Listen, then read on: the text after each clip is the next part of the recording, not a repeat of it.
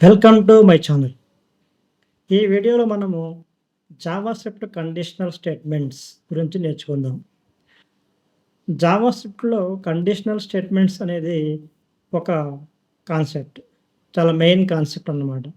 అయితే కండిషన్స్ మనము కొన్ని నిబంధనలు అంటే కొన్ని కండిషన్స్‌తో మనము ఒక యాక్షన్ జరగడం కోసము కొన్ని కండిషన్స్‌ని పెడతాము. ఆ కండిషన్స్ పాస్ అయితే ఒక యాక్షను అంటే ఒక లాజిక్, ఒక ప్రోగ్రాము. కండిషన్స్ ఫెయిల్ అయితే మరొక ప్రోగ్రామ్ అంటే మరొక యాక్షన్ అనేది జరగడానికి మనం ఈ కండిషనల్ స్టేట్మెంట్స్ అనేది వాడతాము. ఇవి ప్రతి లాంగ్వేజ్‌లో కూడా మనకి కామన్‌గా ఉంటాయి. అయితే అసలు కండిషనల్ స్టేట్మెంట్స్ అంటే ఏంటి? What are conditional statements? Conditional statements in JavaScript allow developers to execute specific blocks of code based on conditions. అంటే ఒక కండిషన్ మనకి ఎగ్జిక్యూట్ అయినప్పుడల్లా ఒక బ్లాక్ ఆఫ్ కోడ్‌ని మనము అంటే ఒక కోడ్, ఒక లాజిక్‌ని, ఒక ప్రోగ్రామ్‌ని మనము ఎగ్జిక్యూట్ చేస్తుంటాం. ఒక కండిషన్‌కి ఒకటి మనకి ఇలా ఇలా జరిగితే ఇది మనకి చూపియాలి. ఇది జరిగితే ఇలా ఇది చూపియాలి అని చెప్పేసి మనము కొన్ని కండిషన్స్‌ని మనము దీంట్లో పెట్టడం జరుగుతుంది. These conditions evaluate to true or false and depending on the result different actions can be performed. అంటే మనకి ఒకటి కంటే ఎక్కువ యాక్షన్స్ అనేవి, ఒకటి కంటే ఎక్కువ మనకి రిజల్ట్స్ అనేవి జరగాలి అన్నప్పుడు ఈ యొక్క కండిషనల్ స్టేట్మెంట్స్‌ని మనము వాడతాము. ఒకటే వర్క్ జరగాలి, ఒకటే యాక్షన్ జరగాలన్నప్పుడు అవసరం లేదు. డైరెక్ట్‌గా రాస్తాం కాబట్టి నో ప్రాబ్లమ్. మనకి ఏది కాకపోతే అది జరగాలి, అది కాకపోతే ఇది జరగాలి అని చెప్పేసి మనము మల్టిపుల్ యాక్షన్స్ అంటే మల్టిపుల్ రిజల్ట్స్‌ని మనకి కావాలి అనుకున్నప్పుడు ఈ యొక్క కండిషనల్ స్టేట్మెంట్స్‌ని మనము ప్రోగ్రామింగ్‌లో వాడతాము. అయితే ఇవి టైప్స్ ఆఫ్ కండిషనల్ స్టేట్మెంట్స్. దీంట్లో కూడా మనకి రకరకాల కండిషన్ స్టేట్మెంట్స్ ఉన్నాయి. అవి చూసినట్టయితే ఒకటి ఇఫ్ కండిషన్, రెండవది ఇఫ్ ఎల్స్, మూడోది if else, if else, if else if else, switch statement and ternary or conditional statements. ఇవి మనకి చాలా important and concepts in JavaScripts. ఇవి కంపల్సరీగా మనం ప్రతి ప్రోగ్రామ్‌లో ఎక్కడో చోట మనము దీనిలో ఏదో ఒక కండిషన్‌ని మనము వాడుతూ ఉంటాము డైలీ ప్రోగ్రామింగ్‌లో. ఫస్ట్‌ది ఇఫ్ కండిషన్ చూసినట్టయితే ఇఫ్ కండిషన్ అంటే ఏంటి? Executes code if a specified condition evaluates to true. ఒక కండిషన్ మనం రాస్తాము. మనకి ఇది జరగాలి. ఒకటే కండిషన్ ఉంటది మనకి. ఆ కండిషన్ గనక ట్రూ అయితే మనకి ఒక మెసేజ్‌ని గాని, ఒక ప్రోగ్రామ్, ఒక లాజిక్ అంటే ఏదో ఒక కంటెంట్‌ని గాని మనం ఏదో ఒకటి మనము చూపిస్తామనమాట. అదే అంటే ఇఫ్ కండిషన్. రెండవది if else. Executes one block if true another if false. అంటే మనకి 2 బ్లాక్స్ ఉంటాయి దీంట్లో. మనకి 2 ఉంటాయన్నమాట. మనకి వర్క్స్ 2 యాక్షన్స్ ఉంటాయి. ఒక యాక్షన్ ట్రూ అయినప్పుడు ఒక యాక్షన్ జరగాలి. అది ట్రూ కాకపోతే అంటే ఫాల్స్ అయినప్పుడు వేరొక యాక్షన్ జరగాలి. ట్రూ అయినప్పుడు ఒక యాక్షను, ట్రూ కాకుండా ఉంటే అంటే ఫాల్స్ అయినప్పుడు రెండవ యాక్షన్ జరగాలని చెప్పేసి మనం రాస్తాం. If else. ఇఫ్ అంటే ఇఫ్ అయితే, కాకపోతే ఎల్స్ అంటే కాకపోతే. ఇది కాకపోతే ఇది జరగాలని చెప్పేసి రాస్తామనమాట. Next if else if else. If else if else అనమాట. అంటే checks multiple conditions sequentially executing corresponding code blocks. అంటే మనం దీంట్లో 2 కంటే ఎక్కువ, ఒకటి ఉన్నప్పుడు ఇఫ్ వాడతాం. 1 కంటే ఎక్కువ 2 ఉన్నప్పుడు మనము ఇఫ్ ఎల్స్ వాడతాం.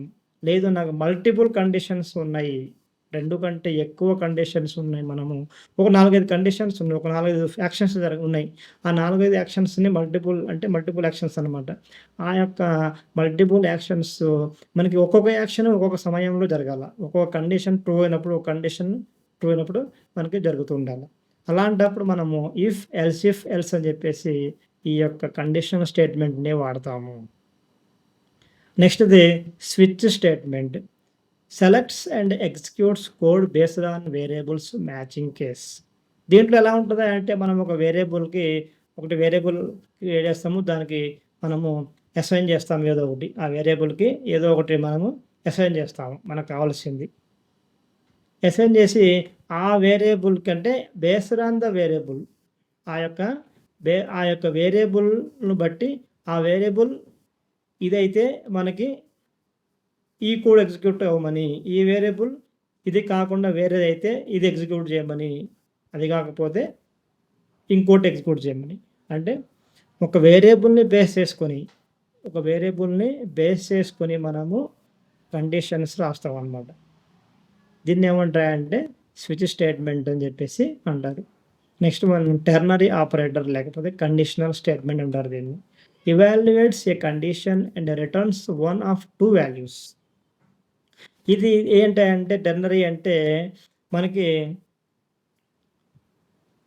ఒకటి లేదా రెండు అంటే ట్రూ ఆర్ ఫాల్స్. ఇది కూడా ట్రూ ఆర్ ఫాల్స్. ఒక కండిషన్ పెడతాము.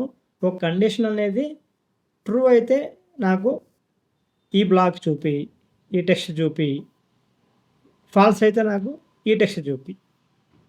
అంటే సింగిల్ లైన్లో షార్ట్ కట్లో మనకి చిన్న చిన్న స్మాల్ ఎవాల్యుయేషన్స్ చేసుకోవడానికి మనకి ఈ టెర్నరీ ఆపరేటర్ లేదా కండిషనల్ ఆపరేటర్ అనేది మనకి ఉపయోగపడుతుంది. చిన్న చిన్న వాటికి సింగిల్ లైన్లో మనకి ఈజీగా చేయడానికి మనకి టెర్నరీ లేదా కండిషనల్ ఆపరేటర్ అని చెప్పేసి మనకి ఉపయోగపడుతుంది. ఇలాగా 1, 2, 3, 4, 5 if else and switch and ternary లేదా కండిషనల్ స్టేట్మెంట్స్ అనేవి మనకి జావా స్క్రిప్ట్లో చాలా ముఖ్యమైనవి. అయితే మనకి ఎగ్జాంపుల్ చూసినట్టయితే దీంట్లో ముఖ్యంగా ఫస్ట్ వన్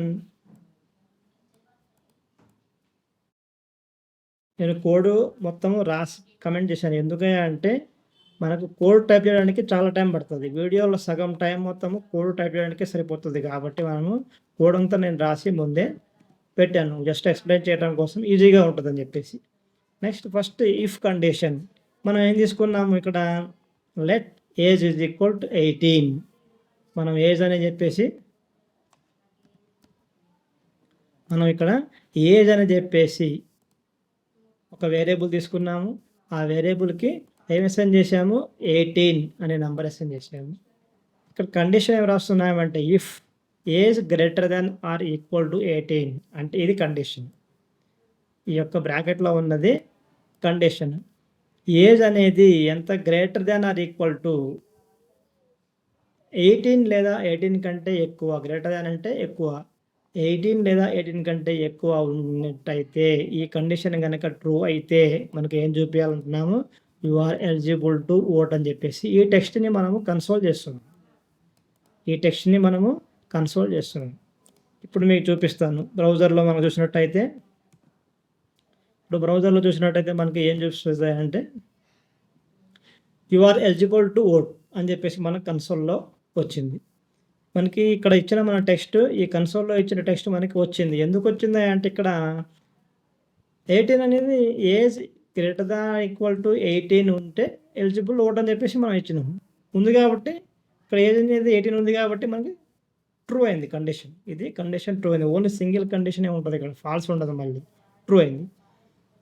నెక్స్ట్ నేను ఇక్కడ ఏం చేస్తానంటే 16 పెట్టాను.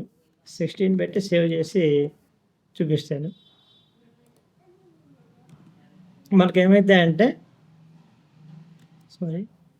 ఏజ్ ఈజ్ ఈక్వల్ 16 పెట్టాను. ఇక్కడ ఏజ్ ఈజ్ ఈక్వల్ 16 పెట్టాను. మనకేమైతే ఇక్కడ ఏం రాలేదు.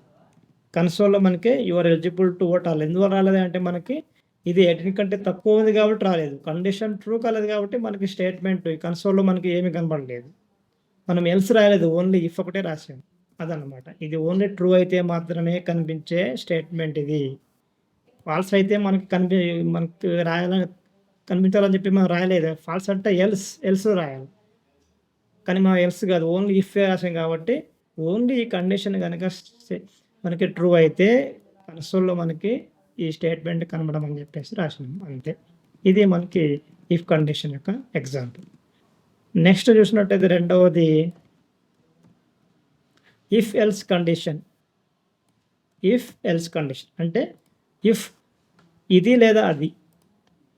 ఇక్కడ స్కోర్ ఈజ్ ఈక్వల్ టు 50 అని ఒక వేరియబుల్ తీసుకున్నాము. ఈ స్కోర్ అనే వేరియబుల్లో మనము 50 అని చెప్పేసి ఒక వాల్యూని తీసుకున్నాము. అయితే మనం కండిషన్ ఫస్ట్ ఏం రాసాము, score greater than or equal to 60 అని రాసాము. స్కోర్ ఎంత ఉండాలి? Greater than or equal to 60 అంటే 60 లేదా 60 కంటే ఎక్కువ ఉన్నట్లయితే స్కోర్ అనేది 60 లేదా 60 కంటే ఎక్కువ ఉన్నట్లయితే మనం ఏం చూపించమంటున్నాము? కన్సోల్‌లో మనం ఏం రాసాము? యూ పాస్డ్ ద ఎగ్జామ్ అని చెప్పేసి రాసాం. ఒకవేళ లేకపోతే ఎల్స్ అని రాసాము. అంటే లేకపోతే ఈ కండిషన్ ట్రూ కాకుండా ఒకవేళ ఫాల్స్ అయితే మనకి ఇది చూపియమని చెప్పి రాసాం. ట్రూ అయితే ఈ కన్సోల్‌లో ఉన్న ఈ టెక్స్ట్‌ని చూపియాలా. ఫాల్స్ అయితే ఇక్కడ ఉన్న టెక్స్ట్‌ని మనము చూపియాలా అని చెప్పేసి మనం రాసినాం.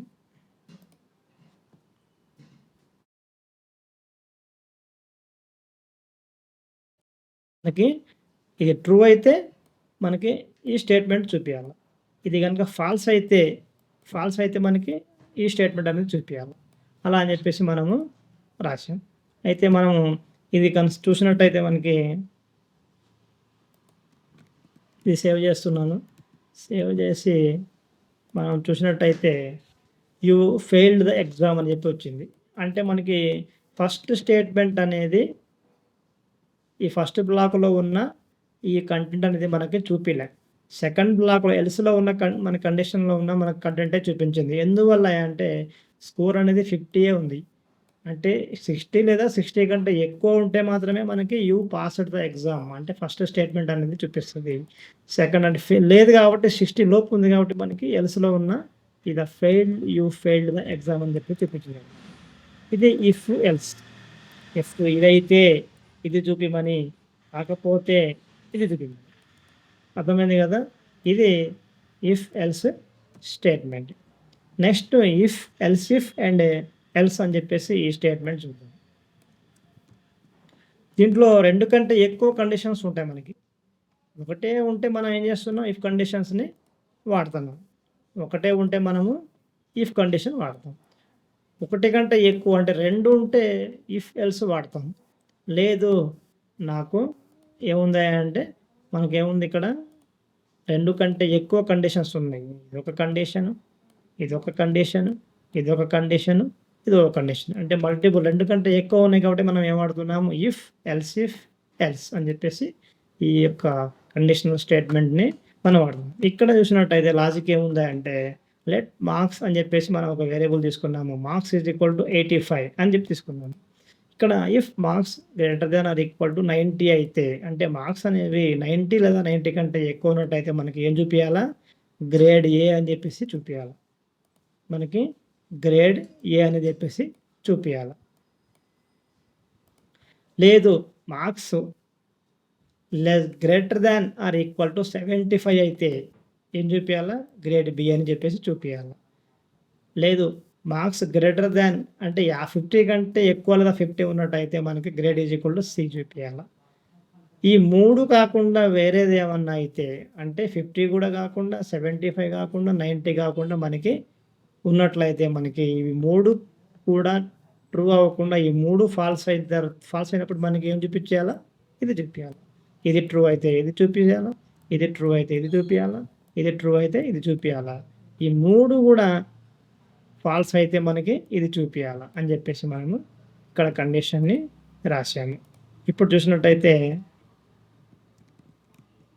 బ్రౌజర్‌లో చూసినట్టయితే మీకు గ్రేడ్ బి అని వచ్చింది మనకి. గ్రేడ్ బి ఎక్కడుంది ఇది? గ్రేడ్ బి అనేది ఇక్కడ ఉంది. ఎందుకని అంటే మనం 85 ఇక్కడ మార్క్స్. 85 అనేది 75 లేదా 75 కంటే ఎక్కువ. ఇది 90 కంటే తక్కువ ఉంది. కాబట్టి ఈ గ్రేడ్ బి అని చెప్పేసి మనకి చూపించింది. ఇక్కడ నేను అలా కాదు. ఇక్కడ నేను ఏం చేశానంటే 45 రాశాను. ఇక్కడ ఏం చూపిస్తది? గ్రేడ్ డి చూపించింది. ఎందువల్ల అంటే ఇది 50 కంటే తక్కువ ఉంది. 50 కంటే ఎక్కువ లేదు, 75 కంటే ఎక్కువ లేదు, 90 కంటే ఎక్కువ లేదు. అంటే ఈ 3 కూడా ఫాల్స్ అయిపోయినాయి. కాబట్టి ఇది చూపించిందనమాట. ఇలాగా మనకి ఈ యొక్క ఇఫ్, ఎల్స్ అండ్ ఎల్స్ అని చెప్పేసి ఈ కండిషన్ అనేది మనకి ఇలా ఉపయోగపడింది. Next switch statement. స్విచ్ స్టేట్మెంట్‌లో మనకి ఏంటంటే ముఖ్యంగా let day is equal to Monday అని ఇచ్చాం. డే అనేది ఒక వేరియబుల్. ఈ వేరియబుల్‌లో మనము ఏమి ఇచ్చామంటే స్ట్రింగ్ ఏమి ఇచ్చాము? మండే అని ఇచ్చాము. ఈ డేలో మండే అని చెప్పేసి మనం అసైన్ చేసాము. అసైన్ చేసినప్పుడు మనకి ఏమవుతుందంటే ఆ తర్వాత మనం స్విచ్ స్టేట్మెంట్ రాసాం. స్విచ్ అనే కీవర్డ్‌తో మనం స్విచ్ స్టేట్మెంట్ రాస్తాం. ఇక్కడ డే అనేది ఈ వేరియబుల్‌ని మనము స్విచ్‌లో రాస్తాం. రాసి ఏం చేస్తామంటే దీంట్లో కేసెస్ ఉంటాయి. కేసు అని చెప్పేసి మొత్తం కేసెస్, బ్రేక్స్ ఉంటాయన్నమాట. కేస్ మండే అయితే అంటే ఈ డేలో మండే అనేది వస్తే ఏం చేయాలి మనము? ఇది చూపియాల. Start of the work week. Break అంటే చూపియాల. అది కాకుండా అయిపోయింది. అదయిపోయింది. నెక్స్ట్ ఫ్రైడే అయినట్టయితే కేస్ ఏం చూపియాలా? ఇది చూపియాలి. మళ్ళీ బ్రేక్ ఇచ్చేసినాం. అంటే నెక్స్ట్ లైన్‌లోకి వచ్చేస్తదనమాట. నెక్స్ట్ లైన్‌లోకి మనకి కోడ్ అనేది ఎగ్జిక్యూట్ అనేది అవుతూ ఉంటది 1 బై 1. డిఫాల్ట్‌గా మనం ఏమి ఇచ్చామంటే it is a regular day అని చెప్పేసి ఇచ్చినాము. అంటే ఇది మండేగా అయితేనేమో ఇది చూపియాలా, ఫ్రైడే అయితేనేమో ఇది చూపియాలా. ఈ 2 కాకుండా మనకి ఏదైనా సరే ఇది చూపియాలి. ఇది స్విచ్ స్టేట్మెంట్ అన్నమాట. మనకి చూసినట్టయితే ఇప్పుడు మీకు ఇక్కడ చూసినట్టయితే మనకి start of the work week అని చెప్పి వచ్చింది. ఎందువల్ల వచ్చిందంటే ఇది మండే కాబట్టి ఫస్ట్‌ది ఎగ్జిక్యూట్ అయిపోయింది మనకి. నేను ఇక్కడ మండే కాదు ఫ్రైడే పెడతాను. FRIDAY ఫ్రైడే పెట్టాను. ఫ్రైడే పెడితే మనకేమొచ్చింది? వీకెండ్ ఈజ్ నియర్ అని వచ్చింది. అంటే ఈ ఫ్రైడే కేస్‌లో ఫ్రైడే ఉంది. అంటే వేరియబుల్‌లో ఏమైంది? ఫ్రైడే అనేది వెళ్ళిపోయింది. కాబట్టి ట్రూ అయింది కాబట్టి ఇది ట్రూ అయింది కాబట్టి చూపించింది. లేదు నేను ఫ్రైడే కాదు ట్యూస్‌డే పెడతాను.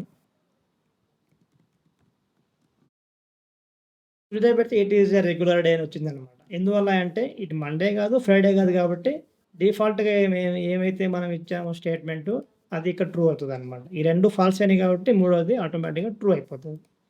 ఇలాగ మనకి ఈ యొక్క స్విచ్ స్టేట్మెంట్ అనేది వర్క్ అవుతూ ఉంటది.